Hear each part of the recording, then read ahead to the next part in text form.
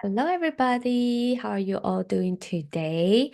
So, for this week's episode, I kind of want to talk about this idea of being afraid of disappointment.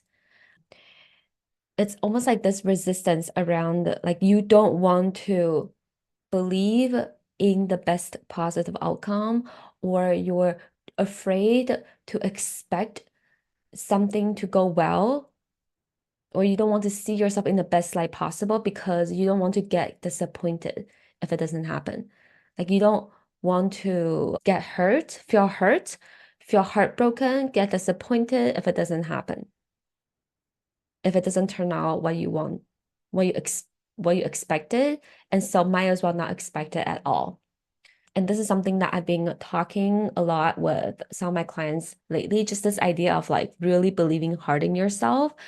And I think this is the reason why sometimes people are afraid to set goals, right? Because they think they're afraid to set goals because they're being used to it not happening. Or if they set a goal and they're scared that it doesn't happen, then they'll get very disappointed. And so might as well not give it your all and might as well not try at all, right? And might as well not set that goal in the first place so that you won't get disappointed if it doesn't happen, or you won't like beat yourself up.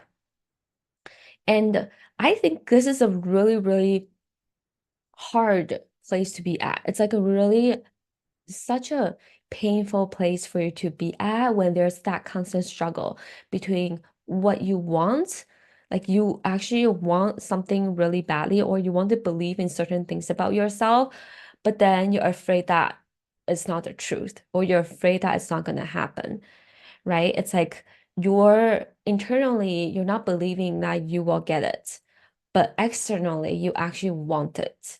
That's such a hard struggle to be in. And when you can't believe fully in yourself and in your goals, then of course you won't give it your all. And you will like half-ass it, or you will like continue to feel insecure and feel not good enough about yourself, right? I was having a conversation with a client recently on believing that she is attractive, like in terms of like how she looks and how she feels about her body and about herself. She told me that she feels like she's constantly needing the male's gaze, or needing validation from other people to make her believe, to make her feel like she is good looking, and that people actually want her, and that like make her feel better about herself, essentially, right? And she says that she feels insecure and unsure if guys actually want her in a way that's like she finds herself, like, does she find herself attractive? Does she find herself sexy? Like she doesn't really feel it at all, and so she's constantly looking for that validation. So then I asked her, I was like, okay, like, what if you just decide that you are one? What if you just decide that you are attractive, whether or not you need those words from other people, or whether or not you need other people to show it to you? What if you just decide that you are? And then she told me, she was like, oh, but then she feels like if she believes in that first, then if it doesn't happen, then she might get hurt, right? If she believes that she is attractive, but then people tell her otherwise, or someone says something in a really mean way that really targets how she looks, like that is gonna make her feel very disappointed. And so might as well just not believe that at all. Like it feels much safer for her to not think that way in the first place. Okay. Now, there's a couple of things I want to speak to on this. Okay. And here's the thing, like, here's the first thing that I really, really want to point out is that the fact that it is much safer for you to stay in your smallness, like, it is much safer for you to not believe, is a thought error. Like, this is just a sentence that doesn't really make sense. Okay. And let me explain to you why. When you actually dare to believe hard in yourself and you decide to go all in what you want, you will actually care less about the outcome. Okay. Let me say that again. When you actually dare to believe hard in yourself and go all in on what you want and what you want to believe in about yourself, you will actually be less impacted by the outcome. Like you actually care less about the outcome. If you truly believe that you are attractive and that you're such a catch, it actually doesn't matter if you get rejected or not. Like I really want you to like really go there, right? If you really dare to believe, like with unwavering belief, you're like, I find myself attractive. I think I'm good looking. I think I'm beautiful. I think I'm amazing. When you do get rejected, or like people show behaviors that shows that they're not interested, you would get so confused and you would be like, okay, but I'm so attractive. I don't know why you don't think of this about me. Right? Like I genuinely don't get it. Okay. So you will actually be very confused. You won't like, I don't get why you would think this way about me. I just don't. Like, I think I'm amazing. I think I'm beautiful. Right? Number one is you just don't get it. And then also it's like you don't get it, and in a way it's coming off, and it's not really, you don't necessarily need to come off from like an arrogant way, right? It's more like I just don't get it, and like, okay, well, that's too bad, right? You take it less personally, and also you're less bothered about what other people think of you. You're like, okay, I don't get why you would think this way, but that's too bad, right? Or if someone says something that really targets how you look, you would be like, okay, I don't get why you're thinking this way, and I don't get it. That's too bad because I know I'm such a catch, and that's too bad for you. Like it's your loss. And you would come out at it from like a more unbothered place, right? It's not from this place of like trying to convince or like trying to defend yourself. Because if you actually try to defend yourself or like try to like fight back, it's actually coming from a place where you don't actually fully believe that you are, right? That's why you need to persuade them versus like, okay, cool, like you can think whatever you want. It doesn't matter because I already believe that I am beautiful. I already know that I'm attractive and maybe, we're just not a good fit, and that's okay. Maybe I'm just not your type and that's fine, right? But you're not coming at this from like this insecure, not enough energy. And when you feel insecure and not enough, then of course you will constantly look to other people to validate yourself, to make you feel good about yourself, right? Versus deciding to believe that first. And this is why that sentence doesn't make sense. Okay, because the safest thing that you can ever do for yourself is to fully believe that you are beautiful and fully believe that you are attractive, so that whatever the outcome is, it doesn't matter. Like it doesn't bother you that much, right? And you don't take it personally. You don't make it mean anything about you, right? Do you see that sentence itself? It doesn't make sense at all. And so the sense of, and I'm using like air quotes here, quote unquote, safety, it's not truly safe for you to be here. It's just more familiar. Okay. And there are a lot of things that you are very familiar with right now, such as you feeling insecure about how you look. That is very familiar. It's not actually safe, right? Think about when you feel insecure about yourself, that's so unsafe. You're like constantly wondering what other people are thinking about you. You're like hiding, you're caring so much about how you look, how you feel, what to dress, how you present yourself, right? It's very, very not safe.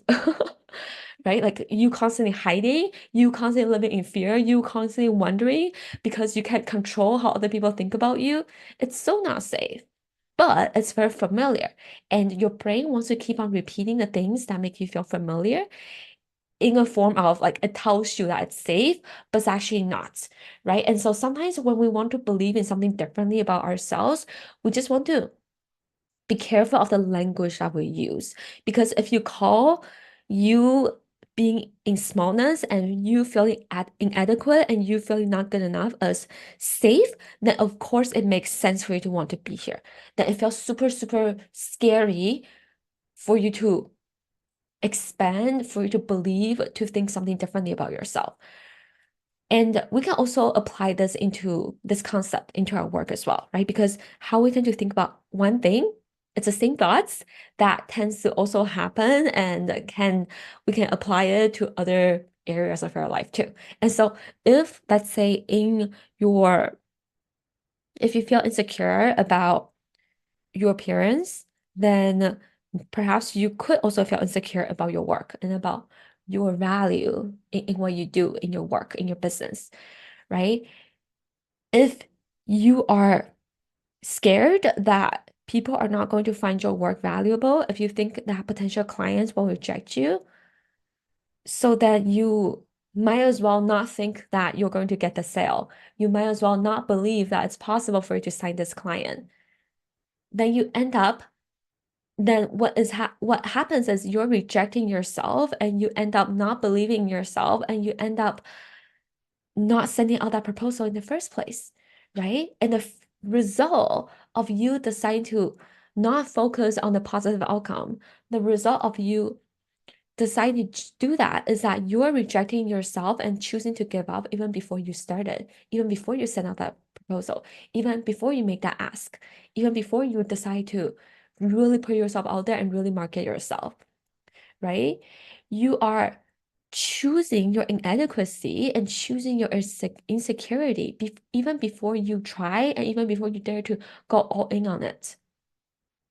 And actually, what I want to offer is that, like, here's what I want to offer, right? Because some of us, like, we're scared that let's say in your work, you send that proposal and then they say no or they reject you. The most painful thing that you can ever do for yourself, that like the most painful and the most scary, the most unsafe thing that you can ever do for yourself, it's actually not the negative outcome. It's actually not about you getting the negative outcome. Okay?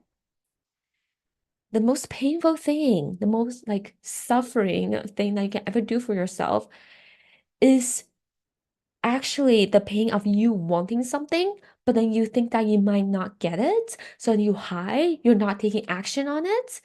That's such a painful place for you to be in because you're already thinking and believing that the worst case scenario has already happened.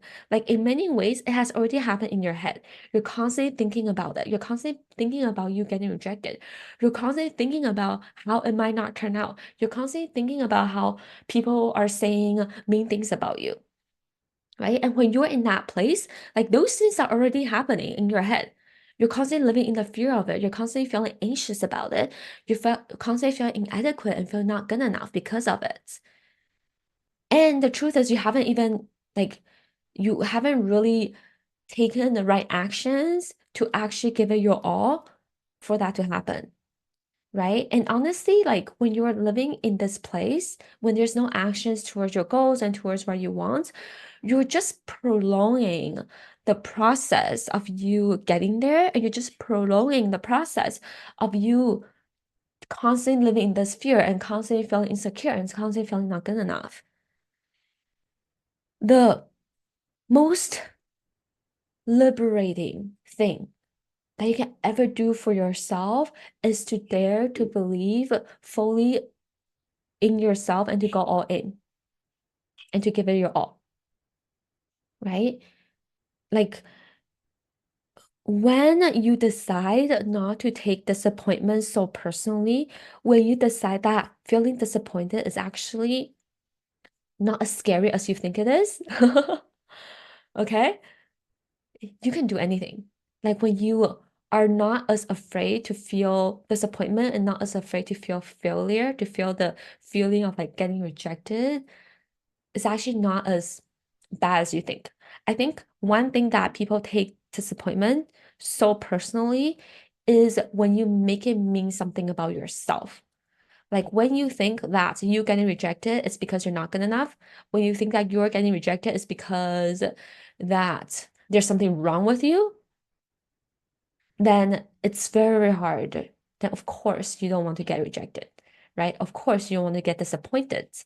Of course you don't want like those negative outcomes to happen because you're taking it really personally versus deciding to believe ahead of time that you are worth it, you are enough, and that you really do matter. Your work is important, you are attractive, and that you are talented, you are a very skilled individual, you add value to whoever you work with, and really decide to go all in on that belief, then when you do get rejected, you're number one, confused, right? You're like, I don't get it. And also you're like evaluating the feedback like in a more like objective way, right? You're like, okay, I wonder why this didn't work out. Is it because we're not the right fit? Is it because I'm not making a pitch properly? Is it because, or maybe because they're just busy? Maybe it's not what they need. Maybe it's not what they want, right? Do you see? You're not taking it personally because you're like, I believe in my value so much. I believe that I'm just an attractive person. I believe that I would like, like I'm an amazing person. And so let me evaluate it in an objective way to really see how I can improve better for next time, right? And like let me move on to the next potential client if this one doesn't work out. Like it's too bad, right? I can let myself be disappointed, feel through the process of feeling disappointed and letting that be okay. But I'm not going to take it personally because it's just work, because I know my value, right? And the most liberating thing that you can ever do for yourself is to take constant actions and to decide to go all in. It's such a live thing that you can do. The one of my favorite quote is, I'm here to go all in and play to win instead of play not to lose. Right now in your life, in your relationships, are you playing to not lose? At work right now, in your business, are you playing to not lose? Because it's actually so much more unsafe and it's actually such a struggle when you play to not lose because you're desiring to win, but then you're playing to not lose, right? Versus deciding that you're just going to win and then you play to win. It's a different mindset, it's a different approach, and it's a different energy as well with achieving your goals. Right? One foot in and one foot out, it's it's not you deciding to fully put yourself into the arena to really give it your all, right? To really daring to believe fully about yourself. And when I think about like the kind of like I think about me being on my deathbed a lot. I know I'm not even 30 yet, but I'm like thinking about me being on my deathbed. I'm like, if today's not my last day, would I have decided to go all in and just like really decide to play to win?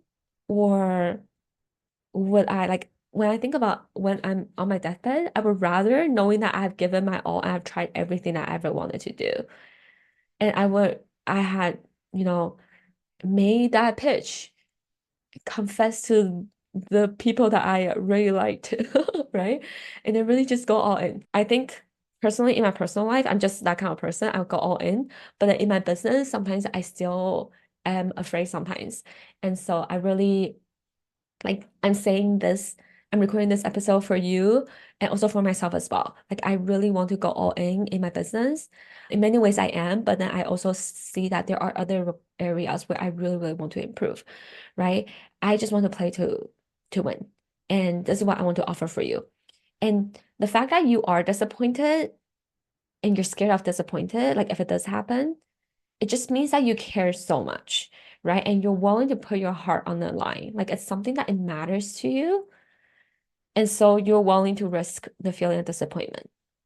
And can you let yourself be disappointed and feel through it and letting that be okay, right? If you really, really wanted to work with that person, then like you really wanted to, you know that you're such a good match, so much, right? And so you're willing to put your heart on the line to go all in. And the easiest and the safest way to do this is to decide first, to decide fully in believing in yourself. So to summarize, I think one of the safest thing that you can ever do for yourself is to number one, give it your all. Give it your all. And then number two, decide to be in full belief of the outcome. And number three, be willing to be disappointed without taking it personally. And how to not take it personally, it's kind of ties back to number two, is to you have to decide fully in your value, in your enoughness, in your amazingness. Then number three, it will be so much easier when the negative outcome it happens, then you will be willing to be disappointed and not taking it personally, right? Disappointment is like it's like required in your journey to becoming someone different. It's required in your journey to achieving your big goals, your big and wildest goals, right? It is required. And so this is the safest thing that you can ever do for yourself. And this is the most liberating thing that you can ever do yourself if you really want to change your work, if you really want to create deeper relationships, more meaningful relationships in your life. So I do so much of this type of mindset work and this type of somatic work that you get to experience with people to help them focus on the best positive outcome and to be able to work through feelings of disappointment without taking it personally. So if you want to really create this kind of mental and energetic space for yourself to be in as you work towards your goals, and if you're wondering about what life coaching could look like, then feel free to click the link in the show notes to book a complimentary Reignite Your Life consult session with me. So this is where I help you let go of any fears of disappointment, of feelings of not good enough, really help you start taking fearless actions towards your goals, and then really set yourself up to create the right environment as you focus on the best positive outcome in your business, in how you feel about yourself, and in your relationships for this year. So again, the link is in the show notes. You can book a complimentary Reignite Your Life one-on-one consult session with me. And that's all for me from today. All right, go out there and expect the best positive outcome. And I will talk to you next week. Bye.